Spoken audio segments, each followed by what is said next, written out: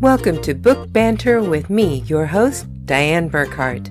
I hope you will join me every Wednesday as we explore all things to do with, well, books. Let's get on with our show today.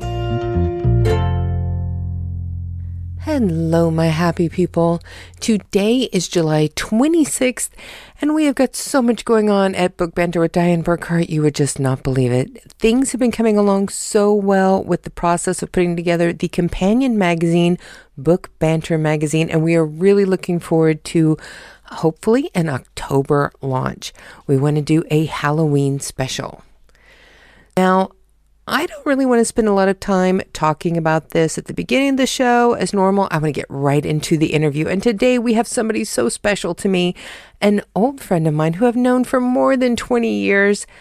Please welcome to Book Banter with Dianne Burkhart, Kammy Wood.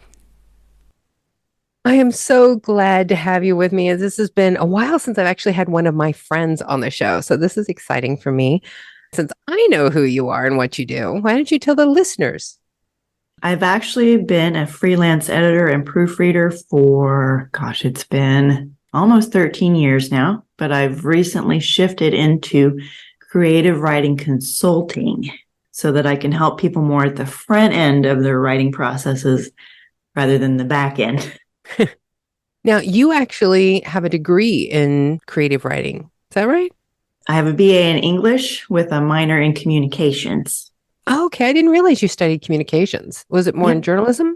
No, it wasn't journalism focused. I think it was just kind of a broad study of communications. Of course, that was a long time ago too. So, Yeah. But it wasn't journalism focused. But I studied sociology and a bunch of things because I was allowed to study whatever I wanted. I looked into a lot of stuff. Yeah, I did that too. I was taking my main courses, but I would also always pepper in all of these other things that had absolutely nothing to do with what my major was. Yeah. I loved going to school. I loved college. That was my favorite thing ever. If I could find a college here that had classes in English, I'd be taking classes again because I love school. Yep. I'm looking into Coursera now too, because I'm thinking I'm getting the itch to learn some new stuff. Ooh, like what? Well, I think I probably need to learn AI prompting, even if I don't necessarily want to. Yeah. Unfortunately, I think that is getting to be a big thing, whether it's a good idea or not. Yeah. And I do want to take the course on happiness that Yale started a couple of years ago. That's always good. Studying happiness is always good. That sounds interesting. I have never heard of that course.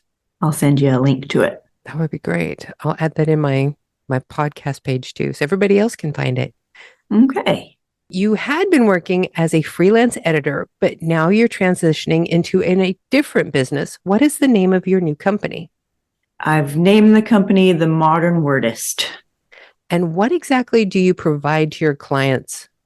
I offer basically a full range of services. Say you just have an idea for a book, but you need help forming the idea. I can help you from brainstorming to talking about whether the idea is viable and what you can do to make it viable if it's not quite fully formed, up to planning your book.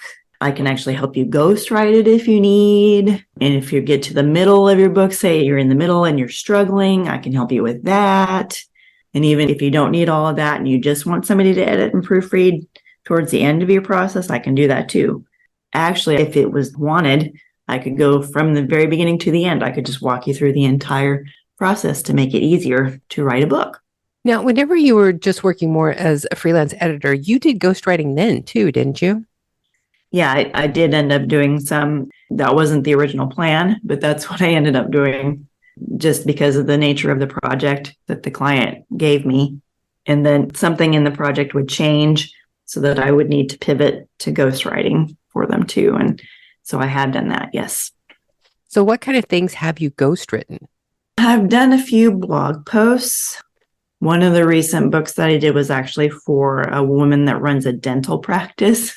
She had done a series of webinars, and I turned those webinars into a book explaining how to make more money from your dental practice. And then she created that to hand out to other dentists so that they could put the same services into their offerings. That's cool. Yeah. Have you done any kind of creative writing for ghostwriting yet? Nothing fiction yet, but that's another reason why I decided to shift into the consulting, because I want to get into fiction more. So I've been mostly focused on business since I started, and I miss working with fiction. What's your favorite genre to work with? I do tend to prefer literary fiction because that's mostly what I like to read. Mm-hmm. But I even hate to use the term literary fiction because it's gotten a negative connotation. But all that really means is that it's character driven. And I do like books with really complex characters and seeing how they grow. That's more interesting to me than books that have explosions and lots of murders and things. Yeah. So, I mean, I'm willing to work with anything because I like fiction across the board, but I do prefer literary over other categories. Well, everybody is always going to have a personal preference, but that doesn't make any difference as far as what you are able to work with. Yeah, because I've literally worked on every content format you can think of since I started editing. Everything from a flyer that goes in a mailbox to ghostwriting an entire book. I mean, I've done the whole shebang. What is your favorite thing to do in your job? Well, there's two parts to that, I think, that are my favorites. I would say that actually interacting with the writers is really fun. I do enjoy that, getting to know people. I'm always interested in how people tick and how they approach things. That's always fun. Then, like right now, I just took on a project where I'm going to turn interviews into some playbooks for a marketing company. Oh, that sounds cool. Yeah. And actually organizing information like that, making it make sense. That's fun for me, which is kind of a nerdy editor answer, but it's the truth. See, but that's okay because you are a nerdy editor. Thanks. That was one thing. I was talking to another author recently, and we were talking about what gigantic nerds we are. About like our sci-fi collections and how much we love comic books. And it's like, yeah, total nerds. Well, I have a couple of examples from college, but I go beyond nerd. My very last paper that I had to do when I was in college, I had to write a summary of The Green Knight. The assignment was 1 page, and everybody just went, oh. And I was like, oh, yeah, I can do that. And I did. I mean, I really enjoyed it. I was maybe 3 sentences over, and I'm like staring down those last 3 sentences. I'm like, okay, we're going to get rid of you somehow. And I was like, okay. And I finally did it. And when I got the paperback, I got an A++. Oh, nice. And an invitation to go to graduate school. Oh, nice. That's even better. Yeah. So do you want to go to graduate school? At this point, probably not. Because I learned over time the difference between a BA and graduate school when you're studying English is not that dramatic. And I've gained so much on the ground experience, I would say, from editing and stuff that I don't think it's necessary for me. Not discouraging anyone else from getting a graduate degree by any means, but. So what is the hardest thing for you to edit? Oh, okay. Honest answer? Yes. I've had instances where I get manuscripts that don't have any formatting. Oh. There's no dialogue tags. There are no line breaks between quotes. Yeah. There's not even any line spacing at all. Oh. So it's basically just a big mass of words and you have to sort it out. Yes, that's the worst case scenario is when you get those. And luckily, I've only had that happen about 5 times in my career. But yeah, for anybody that is thinking about writing, especially a large work, look up how to format a manuscript. I'm actually thinking that if there was a summer camp for editors, that would be like the spooky tale that they tell around the campfire. Yes. Yeah. Yeah, that would be, the ghost story. The book that would not come apart. So now what is the easiest thing, the most fun thing that you have ever edited? Oh, that's a tough question because I've had a lot of fun stuff. Um, One that was really fun, and I can't name the author because I was sworn to not state his name, Mm-hmm.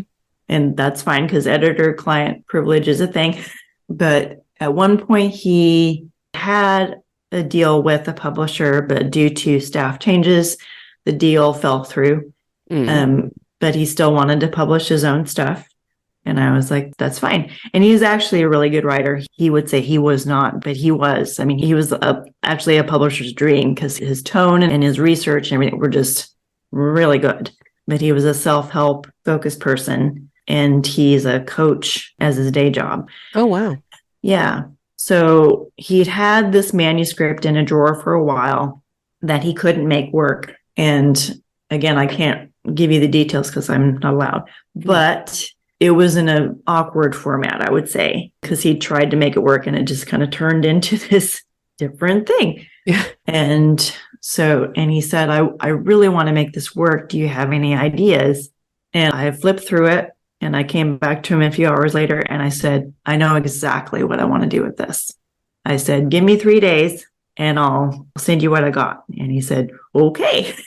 And letting that fly was so much fun because I seriously knew exactly what needed to be done. And when I got back in touch with him, he was so excited. He said, oh my God, how did you do this? This is perfect. And that was just so much fun to make it what it wanted to be, but he couldn't quite get it there. So I was really happy to help with that. I would imagine that would be such a great feeling to have somebody who has poured so much work into it, but can't get it right. And you were like, I know what to do. And you help them fix something that was so important to them. Yeah, that's really one of the best parts of the job is to help people get up over the hill with their writing projects, for sure. Whenever you go through and you're helping somebody to make their strategy plan for their work, have you noticed that there's a big difference between working with somebody who is traditionally a plotter and somebody who's more of a pantser? Yes. Plotters, I let them lead the show usually because they're usually pretty set in what they want to do. And that's fine. I mean, that's part of what I do is adjusting to how people want to work. And pantsers are a little more, they're fun, but they're also kind of challenging because sometimes I have to go into the no fun parent mode and say, I love that you've got 10 ideas for this, but we really need to narrow it down to maybe 2. Or if they start writing a page and it starts to go off on a tangent because they're so excited, I'll say, this doesn't quite work this way. So we need to lasso it into a form that makes sense for readers. But yeah, there is a different approach with each, and I do work with them. I sometimes think that maybe having a writing coach working with me to get outside ideas would be very helpful. But then I also think I would drive somebody insane because I am a total pantser. I have tried so many times to plot out my work and it never ends up being anywhere close to that. The one that I'm doing right now is actually the closest I have ever come to following a plot that I have started. I actually went through and put down a very brief idea for each one of the chapters. And I've been actually fairly following it, but this is the closest I have ever come to actually plotting out a book. The first one I wrote was total stream of consciousness. I sat down, wrote the story straight through, sent it to an editor for just basic edits, and that was it. Oh, wow. I never even did a rewrite on it. It was just total, the whole thing was stream of consciousness straight through. Wow. And as I've been working, I'm getting away from doing that and starting to plot out exactly how I want the stories to go. But the funny thing is, my first book won 2 awards. Oh, wow. And It was just straight from my head to paper, and got basic edits, and it won awards. I'm like, okay, I don't know if that's a good thing or it's like, don't encourage me to do that. Right.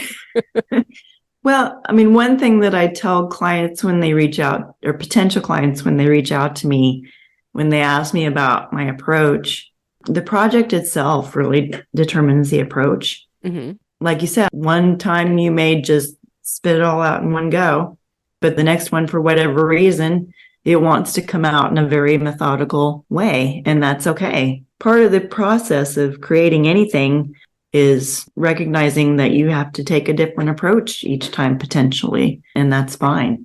Well, and plus too, I think for me, at least, it's growing into the writer that I want to become.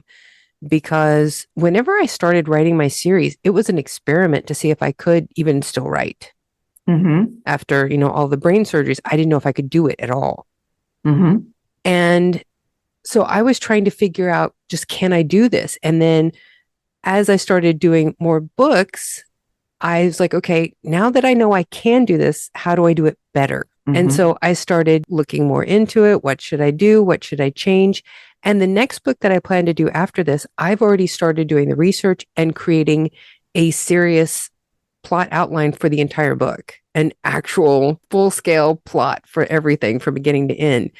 And I've never even attempted this before. That's really cool. Yeah. So, I mean, it's been a real interesting process going from, doing one book that was just, straight out of my head onto the page and, into print. And then one that I'm actually plotting out everything about this book, even doing character descriptions and having pages of each one of these for each one of the characters and how I want it to go. Wow.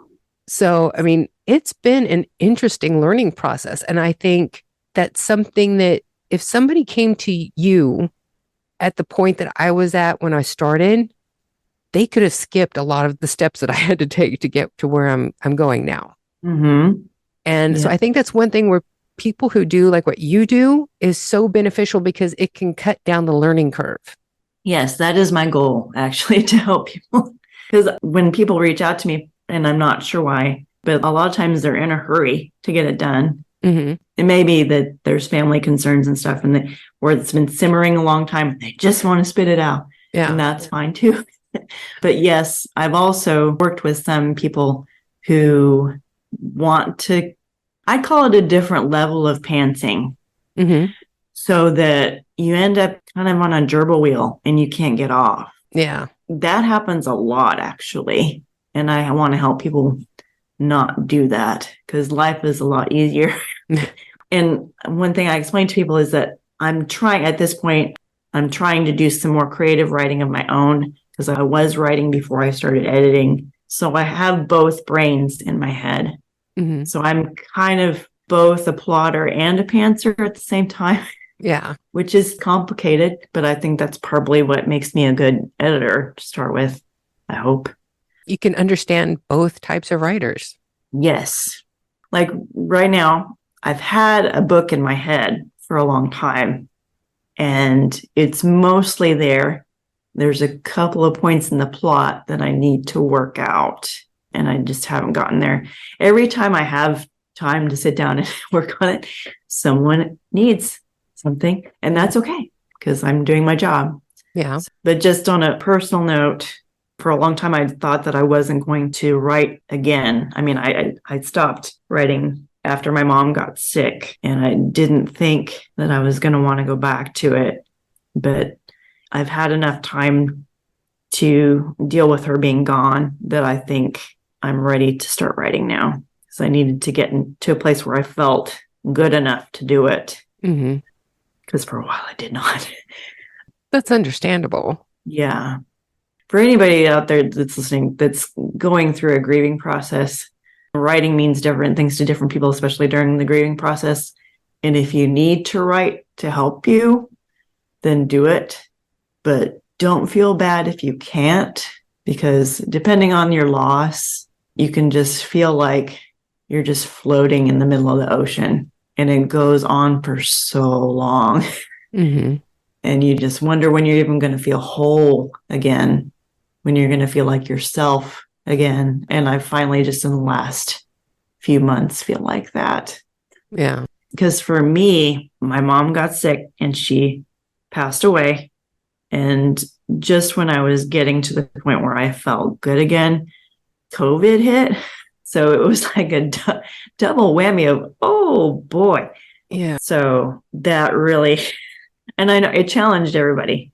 I know, because I want to tell people too, because they feel bad when they can't create sometimes, but sometimes life is just going to smack you hard. And so it will be hard to do that, because in a way, if what's hit you is significant enough, you're going to shut down to a point, and that's okay. One thing that a wise person told me years ago was that life comes first. So if you need to put off a project because of something else that's going on, that's fine. Take care of life first. So you can put it in a drawer, but if you want to write to get through something, then do it. Just let it fly. Don't worry about how it sounds, how it's going to come across. Just let it out. Yeah. I would recommend, based on experience with myself and other people, put it away for a while and look at it again. And then if you want to turn it into something that would help other people, maybe, then you can talk to a professional person and they can help you maybe turn it into something that other people could learn from. That's actually really good advice, because I've experienced both of those things, both of those needs. Whenever I was going through the brain surgeries and all the recovery, I was journaling to help me deal with my emotions that I was feeling at that time. But then it's like after my grandmother passed away, I did not want to write a word, because it was just two different kinds of grieving and two different kinds of needs that I had to deal with that grief. And, that's what I did whenever I was dealing with my own issues. Writing was extremely therapeutic. And then whenever my grandmother passed away, writing was a chore, and just, I couldn't get any joy out of it. So I had to take some time away from it. And it was really hard to not feel guilty about not writing more. Yeah. Yeah. That's a big deal. Yeah. But again, the guilt is normal, but don't let it get to you. Just do what you need to do. If you can't write, then don't worry about it. It's okay. It really is. And that's where I think your services would really come in handy for people who are struggling in situations that are not the normal writing process, that you can help give them that good feedback and support. And if necessary, you can be a ghostwriter and complete it for them so that they can take the time that they need to pay attention to their own needs. Yes, I would love to help people with that very thing. So now, how do people get in touch with you? If people want to reach me, they can go to themodernwordist.com, or you can also reach out to me on LinkedIn. You'll find me under Kammy Wood. That's Kammy Wood. You can also email me at kammyw@themodernwordist.com. They can also find me if they want to go the Upwork route. I know that there are extra fees, but you can also find me on Upwork if you need a third-party platform to work from. And I will put links to all of your social media access, all of your contact information in the description of the podcast, and it'll be on burkhartbooks.com as well. Okay. So now this is the point of the show that we attempt to do 5 quick questions. Okay. Are you ready? I am. Who is your favorite author to read for fun? That's like asking me who my favorite child is, and I don't have children, but books are all like kids. So, for fun, it's all fun. It doesn't matter what I read. It's all fun. Okay. Who was the last author you read? The last author I read was Angie Cruz. The novel is called Dominicana. It was really cool because it had this really neat feature in it, so to speak, where she did not use any quotation marks in the book to indicate dialogue. Oh, wow. There's been a lot of talk about that lately on the internet. Oh, really? Oh, yeah. Huh. In author chats. Oh, okay. Well, that actually takes a lot of skill to be able to write so that you don't even notice that the quotes aren't there. So I was really impressed with that. But That's just my editorial brain That's talking interesting. there. I have never seen a book that didn't use quotation marks around dialogue. So I need to find one of these books and check it out. Yeah, I do recommend that one because it really is a good story. I will So look her up. Question 2. What is the worst genre to edit? horror, Really? Why? because I don't read it because it's Okay. horror and it gives me nightmares. And so it's not fun to edit. So that I can understand. Question 3. What is your favorite book to movie adaptation? Let me see. The one that stands out to me the most is that actually goes back a little bit. And when Emma Thompson did the adaptation of Sense and Sensibility, that was the best. Yeah, that was I mean, good. I actually thought that was better than the book. So, Wow, that's high praise coming from you. thanks. But it's true because I mean, she distilled the book down to all the really best parts. So that's why to me it was so good. But yeah, that one for sure. Number 4. Whenever you're editing, do you need it to be absolutely quiet or do you need some noise? It depends on the kind of editing I'm doing. If it's something really complicated, like maybe if the client, if their first language isn't English, sometimes I have to have total silence to work through that. Or if it's really, really technical, then I need silence. But if it's more of a kind of a looser riffing approach to editing, then I'll put on some good music, like maybe some Luther Vandross or some reggae or something. Nice choices too. Kudos. Now, number 5, would you ever write your own book? Because I know you like writing and you've had a book in mind. Are you going to do it? Yes, at some point I will do it. It's a matter of finding time and mental space in my day to do it. I have a lot of fragments in various applications that I have written down and partial outlines and things. So at some point I will do it. Now, do you actually just do manual formatting or do you have a program that you prefer to use for that? I mean, for just formatting the layout of the book. I use Vellum because everything that I have is Mac. And I have to admit, I absolutely adore that program. It is fantastic. Yes, Scrivener is really good. That does help speed up the process a lot. It's kind of pricey, but it's worth it. And it's also useful if you have a ton of research that you have to organize. But yeah, I'll have to try Vellum because formatting a manuscript by hand it's a mess. Because I can't remember, like the first 2 or 3 books I think that I did, I just formatted them in Word. And that was such a pain in the behind. And whenever I found, formatting programs, I'm like, oh, thank you, God. This is so much better. And I just write them in the program and it, sets up all of the pages for me, all of the different elements. It's so much better. Okay. Thanks for that tip because I'll have to check that out. Word, I find it, to be frank, is sometimes a pain in the butt. So, yeah. I mean, track changes, I love track changes, but beyond that, it's kind of, and I use the Mac version, which is not as good as the Windows version. Yeah. So, but the one thing that I liked about the Vellum, it was like a one-time buy-in and they do constant updates. They are constantly improving this program and you don't have to buy the updates. Oh, nice. Yes.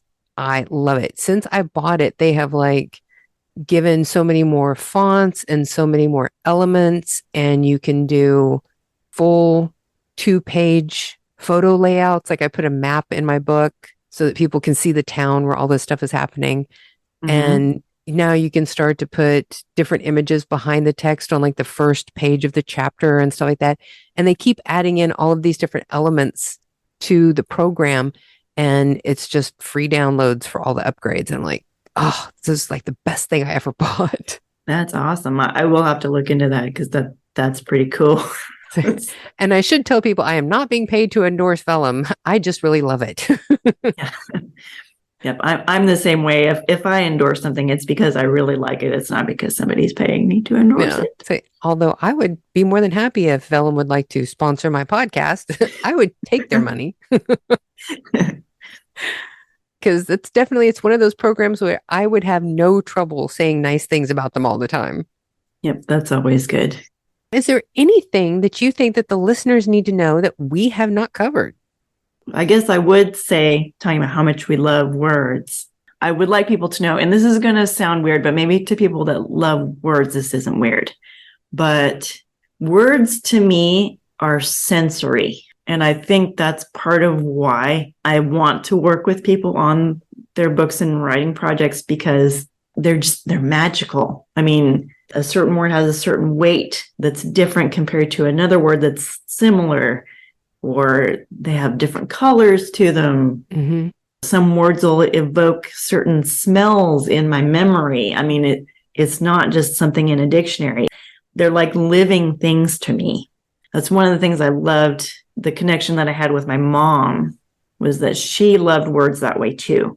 Mm-hmm. She would, when she'd be reading a novel and she'd come across a word and she didn't know what it meant, of course, because I have the English degree, she would come to me and ask me what it meant before she went to the dictionary. It's faster. But if she found a word that she liked, she would say it. And we'd both do the same thing where it'd be like sipping on wine. You say it over and over and just kind of feel it when you're saying it, you know? I love that. Yeah. But that's really what it's like. Each word is just like a sip of wine. It's an experience. So when I say I love words, I really mean it. We know, and I have to tell you, one of the most heartbreaking stories that my husband ever told me, we were talking about books, and he's like, well, God, you always reading books. Why do you love it so much? I'm like, because when I read, it like becomes the world around me and I fall into it. And the words become my reality. It's like I'm inside the book. And I can, in my head, I see the characters, I see the landscape.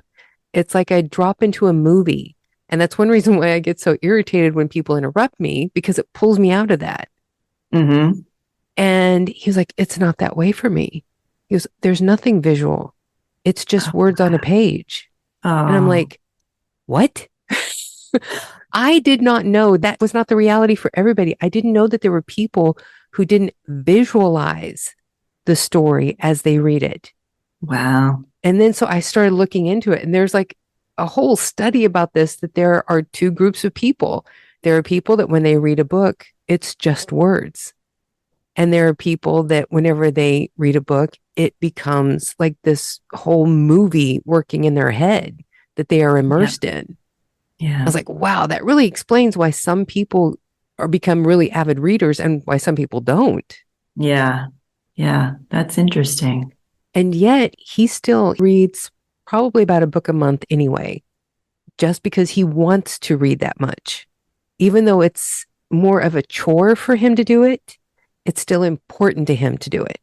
And I love that about him. I love that about him. Because even though it's not the experience that I have that's so engulfing, he still finds it so important that he pushes through the fact that it's not as immersive, because he wants that information. Cool. That's great. Yeah.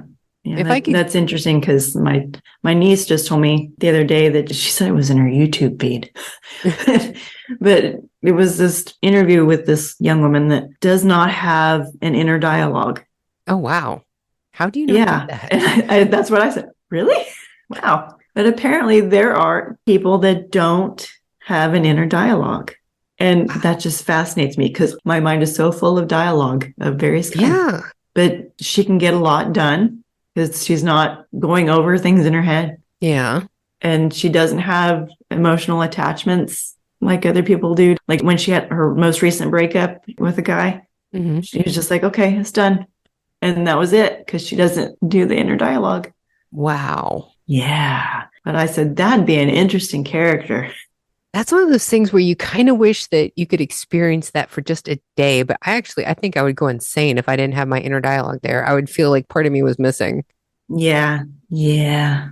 I agree with that. That was fascinating to me. That's one good thing about the internet is you find out about all these things about people and stuff that you wouldn't know otherwise. Yeah, true.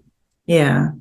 But one thing that I've been thinking about a lot for people that really don't like to read, I don't want to force anybody to read that doesn't want to. But I keep thinking that if people could kind of peel themselves away from social media, at least a little, Mm-hmm.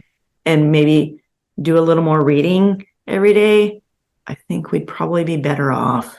Yeah, I would have to agree with that. I find myself death scrolling sometimes on Facebook. Mm-hmm. That I'm just like mindlessly scrolling, not really even looking at everything. And then I stop and I'm like, why am I doing this? Oh my gosh, I have got so much stuff to do. Yeah. And I shut it off. And I'm like, what is fascinating about that? Why does that pull me in? And it's like, I have to remind myself to step away from it because I have got so much stuff to do right now. I don't have time for that, but I find myself getting caught into it. Yeah. Yeah. I can't remember exactly when I recognized that, but I thought, I'm sitting here doing this and I do have other things to do. And this is actually making me feel bad. So why am I doing? Yeah. This has been so much fun. It's been so long since I've gotten to catch up with you. Yep. It's been good to talk to you too. It really has been a long time, hasn't it? Yeah. Maybe we'll get together sometime soon. That would be cool. Yep. I cannot thank you enough for being on Book Banter with Dianne Burkhart. This has been fantastic. Yep. I really enjoyed talking with you. So there you have it. My interview with Kammy Wood, longtime friend, fantastic editor, great writing coach. If you need help with anything that you're working on, please check the description of the podcast, find her contact information, and get in touch with her. She will be able to help you to complete your projects and polish the ones that you've already done. Now, I do want to talk a little bit about Book Banter Magazine. I am starting to get this put together, and we're looking at a premiere holiday issue for Halloween. I hope to be getting this done in the next month and letting you know the exact date that it will drop. It will be free off of our website, and it is going to have some of the best horror authors, psychological thriller authors, horror comic book authors, fantasy authors, sci-fi authors, anything and everything that is a little bit spooky, that has been something that is done by one of our guests on Book Banter with Dianne Burkhart will be in this magazine. So you will not want to miss out. And it will have live links, so it will be easy for you to find all of their websites and their buy links for their books. Now, also, we're looking at creating a buying guide for Christmas that will be coming out either the end of November or the beginning of December, and it will feature books from every author that we have interviewed since season 1. Since we didn't have this available for season 1, I'm going to include them in this first issue, but then after that, going forward, it's just going to be the buying guide for that current year.